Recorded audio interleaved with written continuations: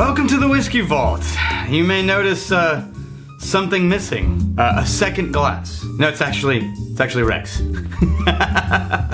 We had a Titanic level collision of schedules that led to me shooting alone for the first time just to make sure that we had an episode. I think the last time was when I pretended to have a photo of Rex on the table, which I didn't have time to print out this time, but he's back there with the mustache, so that sort of counts, right? So it'll be an interesting Tuesday. This time we are starting with a gift from Ron Liebman again. Ron Liebman, you magnificent bastard! Fight. Feels weird, doesn't it? So Ron sent us, didn't feel like a normal sized bottle of whiskey was appropriate. So all of the whiskeys he sent us are, other than that first one, were 1.75 milliliters. This is another Kirkland's brand. This is just their classic 12-year-old, so age statement, 12-year-old blended Scotch. Now, we kind of narrowed down the other one to thinking it was something like a Macallan or some sherry, really classic sherry cask Speyside. This one I'm interested in. It is proof down to 40%, and it's pretty dark, but we know that there are several Alexander Murray releases that use coloring, so that doesn't necessarily mean anything. So they described this one on the back as something that when I read it made me think of Johnnie Walker Black. Now, obviously, they're not releasing Johnnie Walker Black, but but that's the direction that I was sort of leaning when I first picked up the bottle, just in my head. So right away,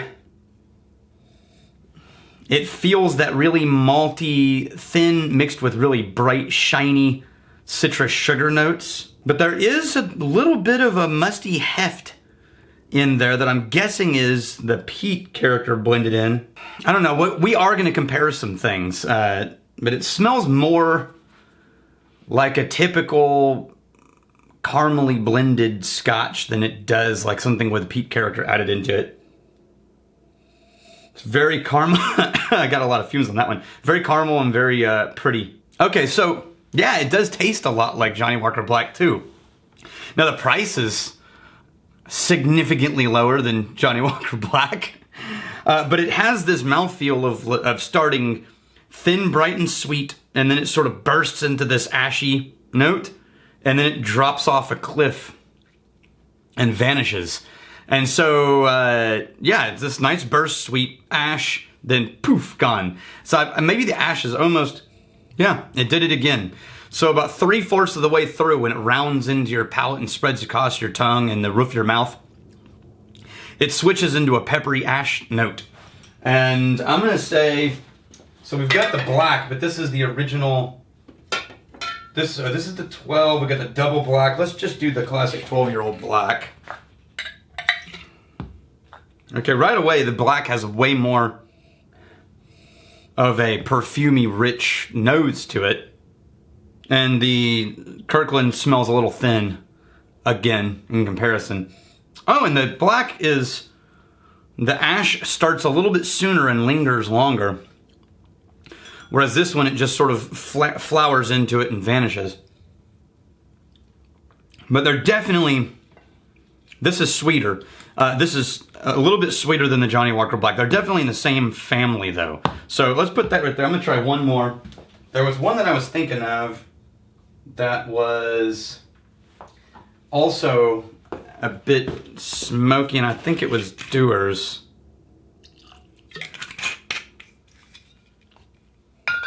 There we go. There's more of a sherry cask note in this one, I think. No, and Dewar's is a little bit more mild. It does have a little bit of a spice, but it's not as dramatic. So I would say this is this sort of sweet sherry casked note, and then it flowers into a burst of a ash, but not really rich peat or rich. There's no rich notes in here. There's just, Scotch, sharp, ash, alcohol, boom, gone. A little bit, I wish it was a little bit higher, but we always wish that. But man, for the money, if you were going to have a budget Scotch that you switch to after doing cigars, which is when I typically switch to the budget lines is I've had a couple of nice ones. I'm smoking a cigar, my palate's blown. I switched to a budget. I would be just fine having Kirkland's in the house as one of the budget line that we pull from the shelves. I think it's cool that Alexander Murray is basically becoming to America what the original blenders were doing in Scotland and England.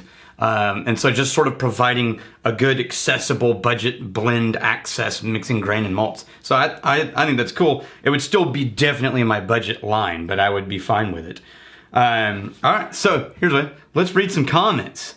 I'm going to go over here. So Arthur Lopez said, "Hey Rex Daniel, hope all's well. Would it be snobby and in poor taste to bring a Glencairn to a bar for a pour of good whiskeys when all they have are standard barware like rocks, glasses, and the like?" Yes, it's usually considered in poor taste to show up to a bar with your own glassware. However, I have experienced the identical pain and struggle, and I've done this at about 5 bars in Austin now. Now keep in mind that typically if a bar doesn't have a fancy glass, that's typically why I'm going to that bar, because I don't care. I just want to go to that bar and hang out. Like one of my favorite places to hang out in Austin is Don's Depot. And they don't have a big whiskey selection. They don't have fancy glassware. I don't care. That's not why I go to Don's Depot. I just go get it in whatever they pour me and hang out in the corner and hide.